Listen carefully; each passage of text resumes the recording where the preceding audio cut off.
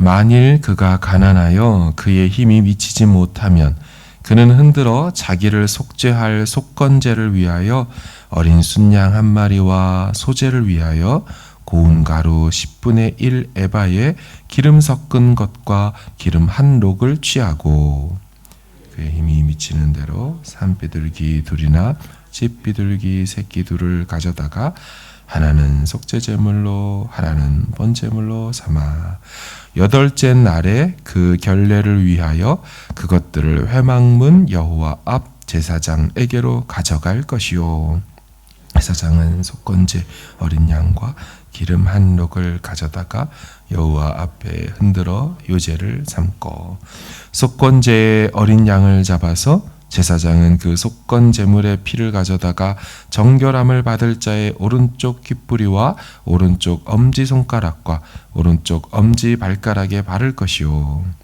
제사장은 그 기름을 자기 왼쪽 손바닥에 따르고 오른쪽 손가락으로 왼쪽 손에 기름을 조금 찍어 여호와 앞에 7번 뿌릴 것이요 그 손의 기름은 제사장이 정결함을 받을 자의 오른쪽 귓뿌리와 오른쪽 엄지손가락과 오른쪽 엄지발가락 곧 속건제물의 피를 바른 곳에 바를 것이며 또 그 손에 남은 기름은 제사장이 그 정결함을 받는 자의 머리에 발라 여호와 앞에서 그를 위하여 속죄할 것이며 그는 힘이 미치는 대로 산비둘기 한 마리나 집비둘기 새끼 한 마리를 드리되 곧 그의 힘이 미치는 대로 한 마리는 속죄제로 한 마리는 소제와 함께 번제로 드릴 것이요 제사장은 정결함을 받을 자를 위하여 여호와 앞에 속죄할지니 병환자로서 그 정결 예식에 그의 힘이 미치지 못한 자의 규례가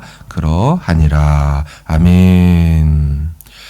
레위기 13, 14장은 사람, 피부, 옷 혹은 집 등에 생기는 나병에 관한 규례입니다. 말은 나병이지만 오늘날 우리가 알고 있는 한센병, 옛날 말로 문둥병 그것을 1:1 대응으로 생각하는 용어는 아닙니다. 성경이 말하고 있는 나병은 모든 종류의 피부병을 통칭하는 그런 표현입니다. 근데 이 나병은 성경 안에서 하나님의 심판과 진노의 결과로서 사람에게 나타나는 것으로 이해되었습니다. 실제로 모세의 누이 미리암이 모세의 권위에 도전하는 죄를 저질렀을 때 하나님이 심판하자 몸에 나병이 생겼죠. 엘리야 선지자의 종인 게하시도 아람 나라의 장군 이 나아만에게 하나님이 치료해 주셨는데도 자기가 임의로 가서 치료의 대가 좀 달라. 그래서 은 1달란트하고 옷 2벌 받아오는 이제 그 죄를 졌다가 역시나 몸에 나병이 생겼죠. 그러니까 나병은 하나님의 심판의 결과로 이해됐습니다. 이 발음 자체도 좀 그렇습니다. 이 때리다, 치다에서 나온 단어로 이 나병 차라트, 차로아가 때리다인데 차라트가 이 나병이에요. 그러다 보니까 히브리 어감적으로도 나병 걸렸대 이 말은 하나님에게 맞았대, 하나님의 심판이래 이런 느낌을 주는 것이죠. 오늘 본문은 이렇게 나병으로 인해 부정해지고 거룩을 상실한 백성들이 어떻게 하면 다시 거룩을 얻게 되고 정하게 될 수 있는지에 대한 규정 속에서 등장합니다. 꽤나 디테일합니다. 증상도 자세히 소개하고요. 각 증상마다의 처방전까지 이렇게 잘 나와 있습니다. 보면은 이제 반점 생긴 거, 몸에 뾰루지 생긴 거, 색점 생긴 거, 흰점 생긴 거, 혹은 생쌀이 올라오는 거, 혹은 종기가 난 거, 화상이 생겼었던 거, 옴이 생긴 거, 어루럭이라고 되어 있는데 이게 습진입니다. 습진. 그리고 대머리, 악성 곰팡이 몸에 난 거. 그럼 제 생각에 많은 분들이 이런 나병에 해당될 확률이 높죠. 반점, 뾰루지, 종기, 습진, 대머리. 사실 어렵지 않게 찾아볼 수 있는 겪게 되는 일들 아닙니까? 그럼 그렇다면 이런 피부 질환이 생기는 것이 다 하나님의 심판일까요? 그것은 아닐 겁니다. 심판으로 인해 발생할 수 있습니다. 하지만 그렇지 않은 것도 있을 겁니다. 말 그대로 다른 사람에게 옮길 수 있는 위생적 차원에서 발생한 질환일 수 있습니다. 그러나 하나님 심판의 결과이든 진짜 피부 질환이든 둘 다 공동체로부터는 다 격리되어야 했습니다. 생각해 보세요. 심판의 결과라면 그 죄인이 격리되어 그 죄가 공동체의 누룩처럼 독버섯처럼 퍼지는 것을 막아야 하겠죠. 두 번째로 진짜 피부 질환이라면 또한 공동체에게 전염, 감염되지 않도록 격리 조치해야 됩니다. 당시 충분한 의학 지식이 있든 없든 간에 중요한 것은 그런 현상이 생겼을 때 즉시 하나님 말씀에 순종해야 했다는 것입니다. 그래야 자신도 보호하고 회복되고 공동체도 보호하고 계속 그 거룩과 정함을 유지할 수 있었던 것이죠. 우리는 하나님께서 이런 규정에 대해 디테일하고 그렇게 규정하신 것이 격리 조치와 해제 조치를 명하시는 것이 볼 때에 하나님의 마음을 느낄 수가 있습니다. 하나님은 그 일을 당한 자와 공동체 모두를 둘 다 소중하고 중요하고 여기고 있기 때문이라는 거죠. 당사자는 그게 죄로 진짜 인해서 촉발된 거라면 격리 시간을 통하여서 하나님 앞에 자기 자신을 돌아볼 시간을 마련했을 겁니다. 그 해당 증상이 사라질 때까지 철저히 자신을 돌아보고 왜 이런 일이 내게 생겼는지를 살펴보며 영적으로 정신을 차리고 회개의 시간을 갖는 거죠. 혹은 당사자의 그 증상이요, 질병으로 인하여 생긴 거라면 또한 그것대로 자신의 건강을 챙기고 이 건강이 회복되기 위하여서 또 하나님께 치료를 구하고 증상이 사라지기를 기도해야 했던 것입니다. 이렇듯 해당 증상이 발생되고 격리가 이루어지고 격리가 해제되는 시간을 통하여 당사자 개인은 충분한 영적 유익을 얻을 수 있도록 율법이 그렇게 규정되어 있다는 것이죠. 공동체도 마찬가지입니다.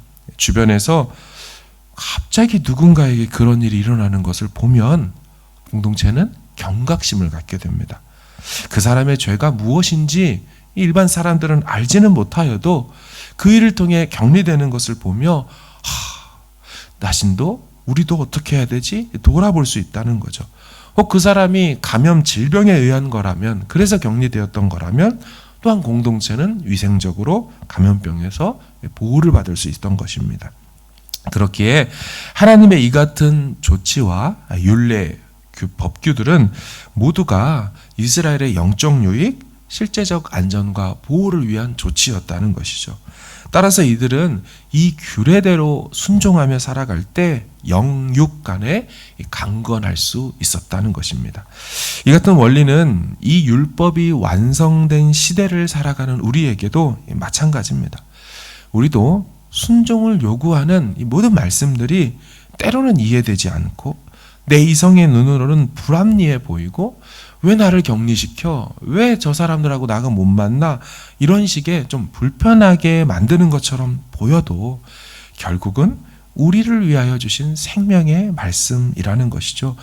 새벽에 일어나 기도하러 나오는 행위, 하루를 시작하며 말씀을 읽고 묵상하고 결단하는 행위, 모두 다 번거로워 보이고 당장에 더 한잠 자는 것이 유익할 것 같고 오늘 하루를 더 힘차게 살아갈 수 있는 것 같지만 아니라는 거죠.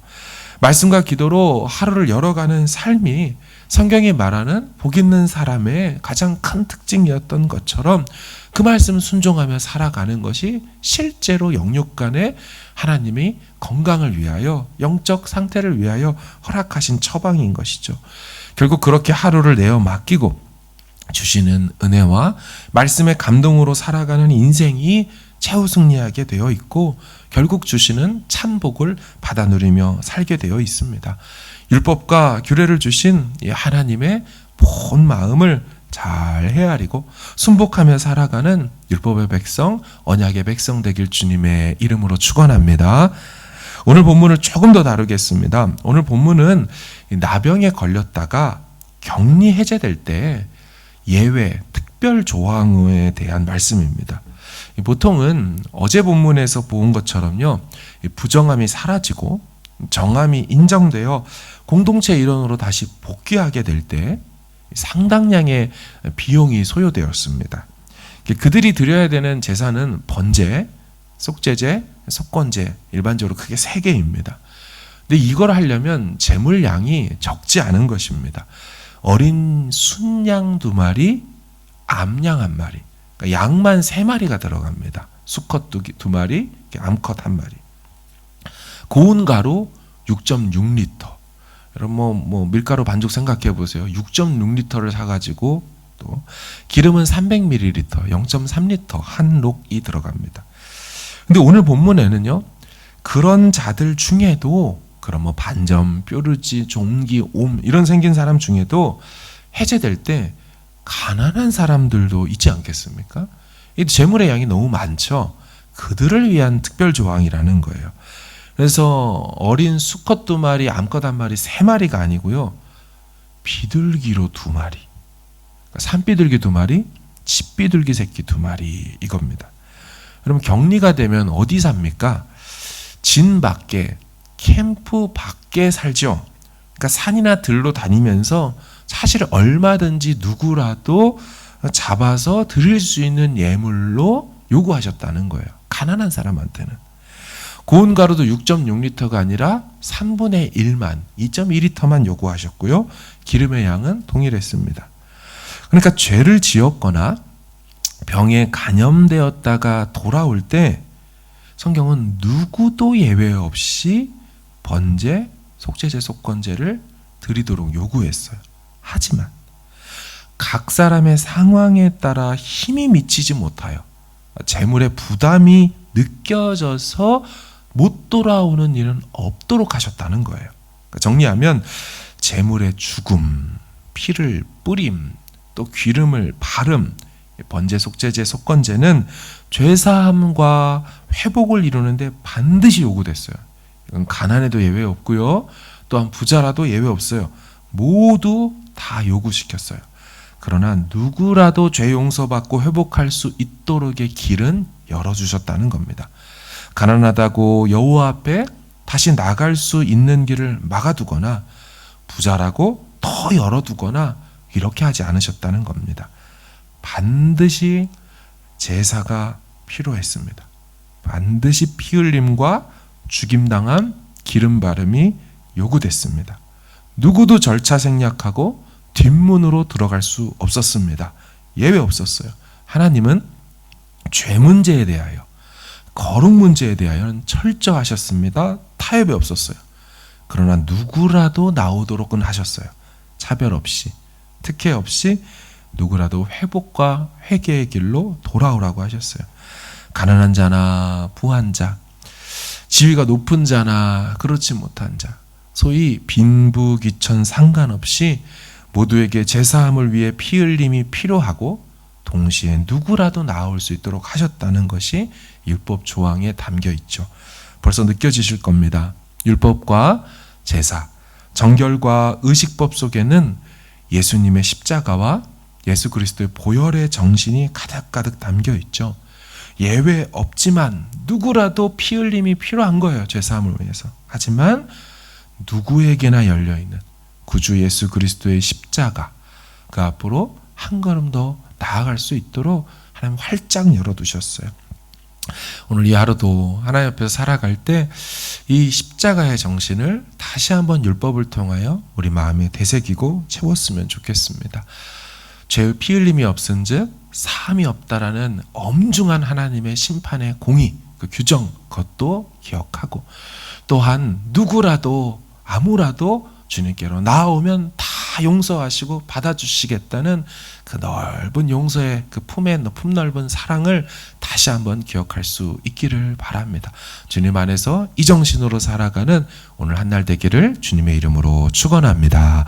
우리 같이 기도하기를 원합니다. 하나님 앞에서 하나님, 죄에 대해서 정확하고, 하지만 그럼에도 불구하고 모두에게 열어놓으셨습니다. 또한 이 율법과 규정들을 주신 것은 우리에게 힘들게 하려는 것이 아니라 우리의 영적인, 실제적인 건강을 위해서 하나님께서 주신 말씀이라는 거 오해 없이 날마다 순종하며 살겠습니다. 그렇게 기도하고 가지고 나오신 기도 제목으로 기도하시길 바랍니다. 함께 기도하겠습니다.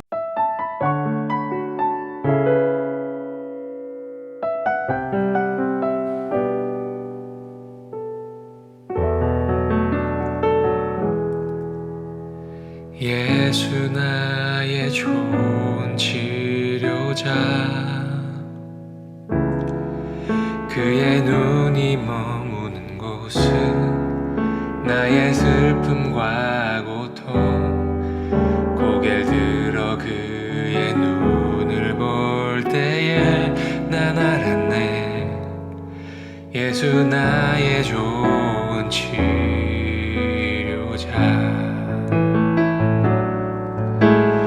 예수 나의 좋은 치료자, 그의 손길이 닿는 곳은 나의 상처와 아픔, 영원히 흐를 것 같았던 눈물 다 멎었네. 예수 나의 치료자,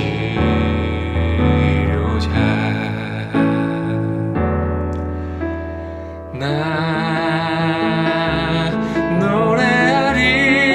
노래하리라. 전한 나를 돌아보신 구세주를 찬양해. 하늘 닿는 곳까지 내 손 들리라. 예수 나의 치료자, 예수 나의 좋은 치료자, 그의 손길이 닿는 곳은 나의 상처와 아픔, 영원히 흐를 것 같았던 눈물 다 멎었네. 예수 나의 치료자,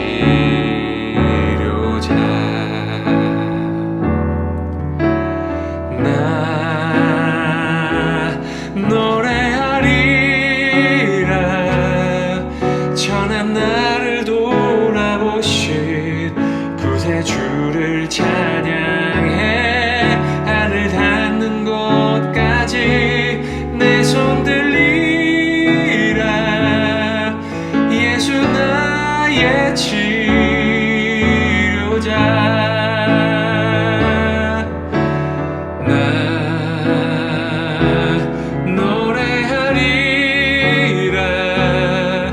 전한 나를 돌아보신 구세주를 찬양해.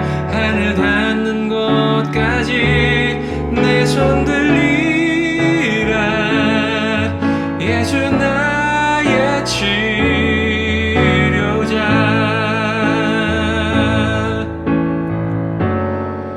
어떤 어려움도 깊은 절망도 수많은 괴로움과 슬픔도 주로 인하여 모두 지워지리라. 예수 나의 치료자, 난 노래하리라. 전한 나를 돌아보신 구세주를 찬양해. 하늘 닿는 곳까지 내 손 들리라. 예수 나의 치료자,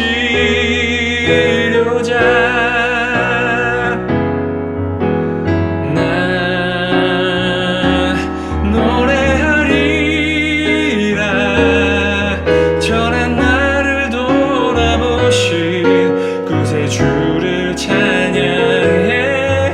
하늘 닿는 곳까지 내 손 들리라.